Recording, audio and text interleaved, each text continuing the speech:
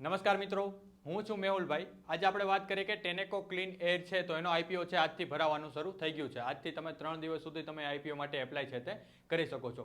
કોઈ પણ કંપનીનો આઈપીઓ ભરવો હોય તો એ આઈપીઓ કેવી રીતે ભરવો એની મેં તમને આખી પ્રોસેસ છે તે સમજાવેલી છે. એ વિડીયો છે આપણી યુટ્યુબની ચેનલની અંદર પણ મૂકેલો છે અને આપણી ઇલેક્ટ્રા ક્લાસીસના ડેમો વિડીયો છે એની અંદર પણ એ વિડીયો છે આપણે મૂકેલો છે. હવે આઈપીઓ ભરવાતા પહેલાં તમારી પાસે ડીમેટ એકાઉન્ટ હોવું જરૂરી છે. ડીમેટ એકાઉન્ટ વગર તમે આઈપીઓ છે એપ્લાય તમે ના કરી શકો. તો ડીમેટ એકાઉન્ટ બનાવવા માટે છે એનો પણ મેં તમને વિડીયો આખો સમજાવેલો છે સ્ટેપ બાય સ્ટેપ કે કેવી રીતે તમે ડીમેટ એકાઉન્ટ છે તે બનાવી શકો છો. અને એના માટેની લિંક જોતી હોય, આપણે જે એન્જલ વનની ફ્રેન્ચાઇઝી લીધેલી છે એની તમને હું લિંક મોકલી આપીશ. જો તમારે ડીમેટ એકાઉન્ટ બનાવવું હોય તમારું અથવા તો તમારા ફેમિલી મેમ્બરનું અથવા તમારો કોઈ ફ્રેન્ડ સર્કલમાં કોઈને પણ ડીમેટ એકાઉન્ટ બનાવવું હોય તો મને આપણા ઇલેક્ટ્રા ક્લાસીસના નંબર ઉપર મેસેજ કરી દેજો, હું તમને લિંક છે તે ફોરવર્ડ કરી આપીશ. હવે કોઈ પણ આઈપીઓ જે સારો આઈપીઓ હોય, મતલબ કે જેમાંથી સારો એવો પ્રોફિટ મળે એવી શક્યતા છે એવો આઈપીઓ હોય તો એ બધા લોકો એના માટે છે એપ્લાય કરવાના હોય છે. તો એના માટે જેથી કરીને છે તમને એના લાગવાના ચાન્સીસ છે તે બહુ ઘટી જાય છે. તમને એલોટમેન્ટ છે બહુ ઓછા લોકોને એનું એલોટમેન્ટ છે મળે છે. તો એલોટમેન્ટ વધારવા માટે શું કરવું કે તમને એકાદ બે એકાઉન્ટમાંથી તમને એલોટમેન્ટ મળે તો એના માટે છે કે તમે નંબર ઓફ અકાઉન્ટમાં, મતલબ કે વધારે અકાઉન્ટથી તમે છે આઈપીઓ છે તે એપ્લાય કરો. એક જ અકાઉન્ટમાંથી તમે 13 આઈપીઓ એપ્લાય કરો છો એના કરતાં 13 અલગ અલગ અકાઉન્ટમાં તમે આઈપીઓ એપ્લાય કરો છો તો તમને લાગવાના ચાન્સીસ છે તે વધારે છે. જેમ ડીમેટ એકાઉન્ટ વધારે, જેમ અલગ અલગ એકાઉન્ટથી તમે આઈપીઓ માટે એપ્લાય કરો છો જેથી કરીને તમને છે લાગવાના ચાન્સીસ છે તે વધારે છે. તમારું જો ડીમેટ એકાઉન્ટ હોય તો તમારા કોઈ ફેમિલી મેમ્બરમાં, તમારા સગાવાલામાં, તમારા ફ્રેન્ડ સર્કલમાં જેનું પણ તમે ડીમેટ એકાઉન્ટ યુઝ કરી શકતા હોય તો તેનાથી તમે છે એમાંથી આઈપીઓ છે તે તમે એપ્લાય કરી શકો છો. અત્યારે આપણે વાત કરીએ કે ટેકનો ક્લીન એર છે તો એનો આઈપીઓ છે અત્યારે ઓપન છે. તમે આજથી છે ઓપન થઈ જશે. 12 નવેમ્બરથી લઈ અને 14 નવેમ્બર સુધી તમે આઈપીઓ માટે છે તે એપ્લાય કરી શકો છો. હવે આ આઈપીઓની જે ફેસ વેલ્યુ છે તો કે 10 રૂપિયા પર શેર છે. જનરલી બધા આઈપીઓ આવતા હોય એની ફેસ વેલ્યુ 1 રૂપિયો અથવા તો 2 રૂપિયાની ફેસ વેલ્યુ હોય છે. આ આઈપીઓની ફેસ વેલ્યુ છે તે 10 રૂપિયા પર શેર છે. હવે એની બીડ પ્રાઇસની વાત કરીએ તો કે 378થી લઈ અને 397 રૂપિયા. એક શેરની જે કિંમત છે એની બીડ પ્રાઇસ છે 378થી લઈ અને 397 રૂપિયા. અને એક લોટમાં છે તમને 37 શેર છે તે મળવાના છે. તમે મેક્સિમમ 397 રૂપિયા ઉપર તમે એપ્લાય કરતા હોય તો અરાઉન્ડ 15,000 જેવું અમાઉન્ટ તમારી પાસે હોવું છે તે જરૂરી છે. 15,000 અમાઉન્ટથી તમે આઈપીઓ છે તે એપ્લાય કરી શકો છો. સેલ ટાઈપની વાત કરીએ તો કે આખો આઈપીઓ છે તે ઓફર ફોર સેલ છે. કંપનીને જેટલા રૂપિયાની જરૂર છે એ બધા રૂપિયા છે એ ઓફર ફોર સેલ માટે છે. મતલબ કે કંપનીના પ્રમોટર છે એને આખું ફંડ છે તે જવાનું છે. ટોટલ ઇસ્યુ સાઇઝની વાત કરીએ તો કે 3600 કરોડ છે કંપની ઇસ્યુ કરે છે. કંપનીને 3,600 કરોડ રૂપિયાની છે તે જરૂર છે. પછી આપણે ઇસ્યુ ટાઈપ કરીએ તો કે બુક બિલ્ડ છે, આઈપીઓ છે.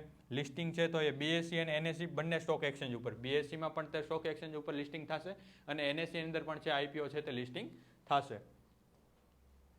ચાલો આપણે તેને ટાઈમ પીરિયડની વાત કરીએ. આઈપીઓ ઓપન ક્લોઝ પીરિયડની વાત કરીએ તો કે આજથી છે આઈપીઓ ભરાવાનું છે શરૂ થઈ ગયું છે. મતલબ કે 12 નવેમ્બર 2025થી છે આઈપીઓ ભરાવા માટેનું ચાલુ થઈ ગયું છે. પછી આઈપીઓ ક્લોઝ ડેટ છે તો કે 14 નવેમ્બર માર્કેટ ટાઈમ સુધી તમારે આઈપીઓ છે તે એપ્લાય કરી દેવું. જેથી કરીને તમને જે મેન્ડેટની પ્રક્રિયા હોય, ઘણીવાર છે મેન્ડેટની પ્રક્રિયા સ્લો ચાલતી હોય તો જેના કારણે છે તમારો મેન્ડેટ નહીં થાય જો ટાઈમ પહેલાં, તો જેથી કરીને તમારો આઈપીઓ છે તમે સક્સેસફુલી એપ્લાય નહીં કરી શકો.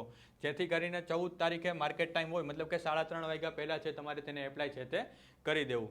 પછી એલોટમેન્ટની વાત કરીએ તો કે એલોટમેન્ટ છે તમને 17 તારીખે મળશે. 17 નવેમ્બરે છે એલોટમેન્ટ તમને આઈપીઓ તમે ભરો છો, એપ્લાય કરો છો અને આઈપીઓ તમને લાગ્યો કે નહીં એનું એલોટમેન્ટ છે એ 17 તારીખે છે તમને મળી જશે.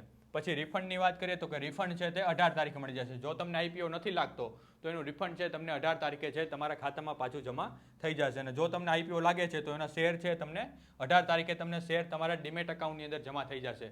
જેથી કરીને મેં તમને કીધું કે તમારે આઈપીઓ ભરવો હોય તો એના માટે તમારી પાસે ડીમેટ એકાઉન્ટ હોવું છે તે જરૂરી છે. જે શેર તમને આઈપીઓ લાગે છે એ શેર છે ડીમેટ એકાઉન્ટની અંદર છે જમા થશે.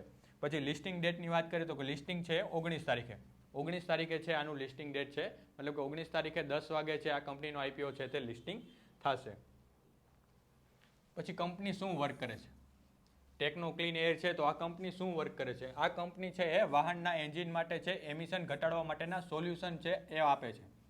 આ કંપની છે વાહનના એન્જિનમાંથી જે ધુવાળો નીકળતો હોય એનું એમિશન ઘટાડવા માટેના સોલ્યુશન આપે છે.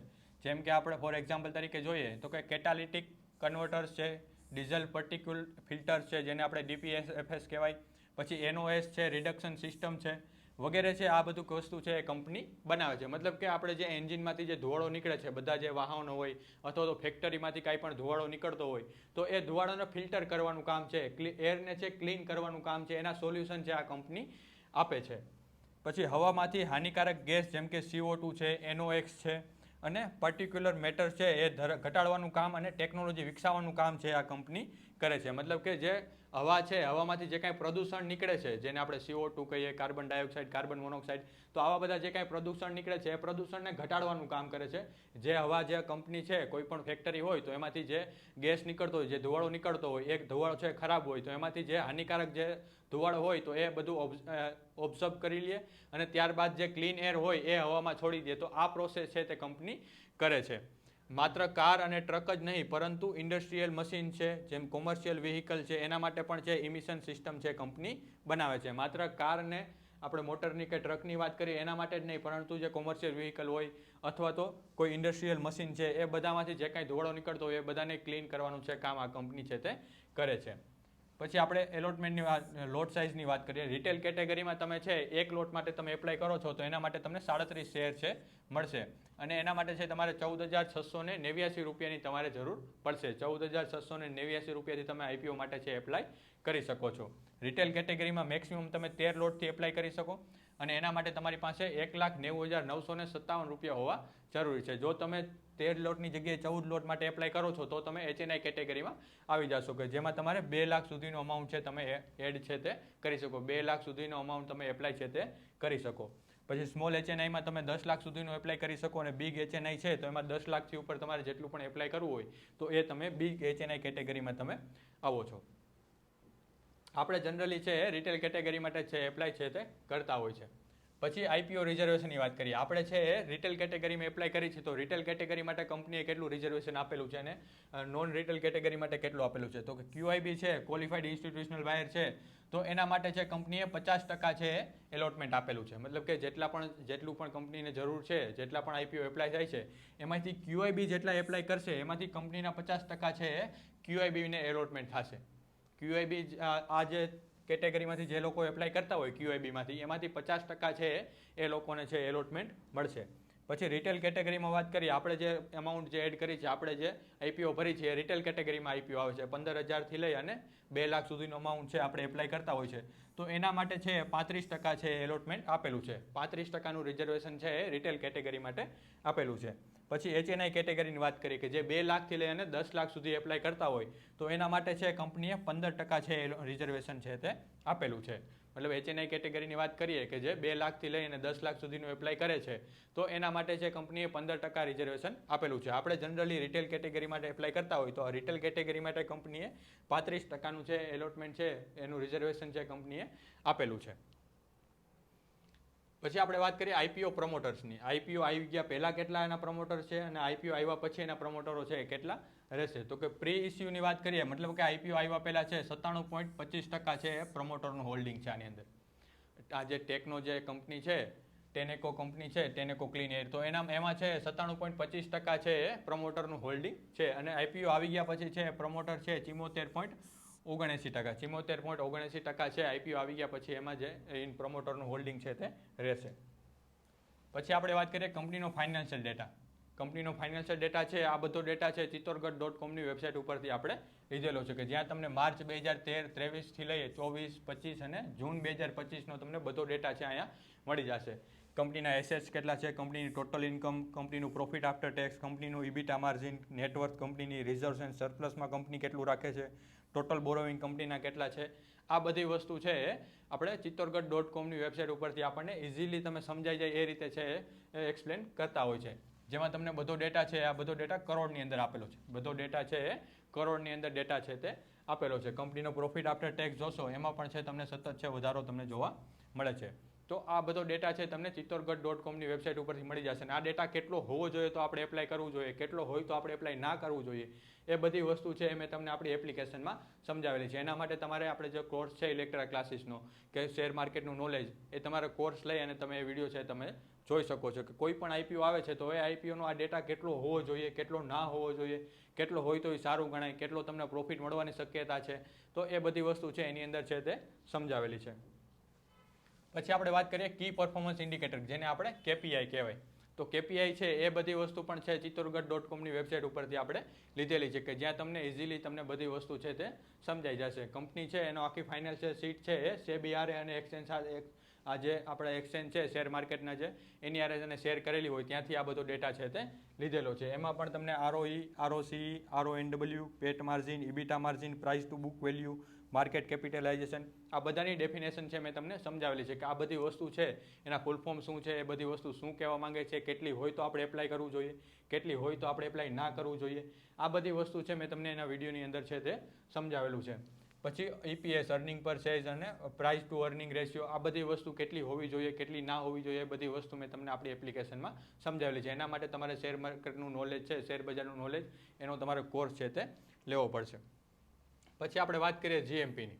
GMP મતલબ કે ગ્રે માર્કેટ પ્રીમિયમ આપણે કહેવાય, કે જે IPO આવવાની જ્યારે શરૂઆત થાય, IPO જ્યારે જાહેર થાય ત્યારથી લઈ અને IPO આવી જાય છે ત્યાં સુધીનું ગ્રે માર્કેટની અંદર આ જે શેર છે, આ સ્ટોક છે, એના સોદા થતા હોય.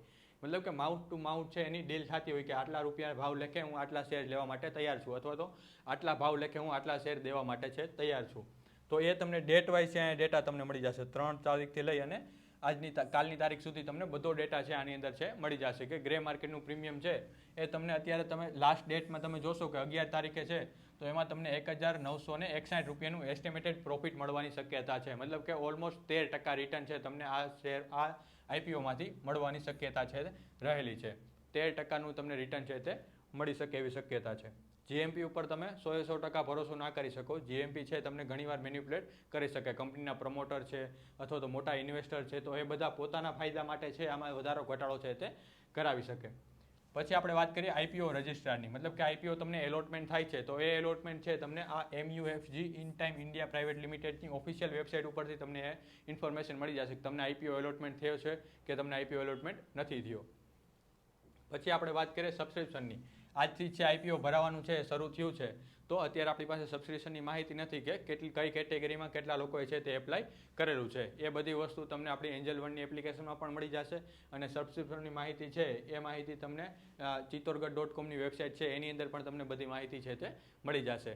અને આ IPOનો જે કંઈ ડેટા છે તો એ ડેટા તમારે કેટલો હોવો જોઈએ, કેટલો ના હોવો જોઈએ, એ બધી વસ્તુ તમારે ચેક કરવી હોય તો એના માટે આપણે શેર માર્કેટનું નોલેજનો કોર્સ છે એની અંદર મેં બધા વિડીયો છે તે IPOના લગતા બધા વિડીયો એની અંદર આપણે મૂકેલા છે કે કયો ડેટા કેટલો હોવો જોઈએ તો એ આપણા માટે સારો કહેવાય, કયો ડેટા કેટલો છે તો એ આપણા માટે સારો નથી, એ બધી વસ્તુ છે એમાં વિગતવાર છે તે સમજાવેલી છે. કોઈ પણ તમે IPO આવે છે ને તમે આંખું વીંચીને તમે એપ્લાય કરી દો છો તો એ તમારા ફંડ માટે છે એ હાનિકારક છે. મતલબ કે તમને એમાં નુકસાન જવાના ચાન્સીસ છે તે વધારે છે. એટલે તમે જે ઇન્વેસ્ટમેન્ટ કરો છો તમારી મહેનતથી કમાયેલા જે રૂપિયા છે એને તમારે સારી જગ્યાએ અને એમાંથી તમને કંઈક લાભ થાય, કંઈક પ્રોફિટ થાય એવી રીતે તમારે ઇન્વેસ્ટમેન્ટ છે તે કરવું જોઈએ.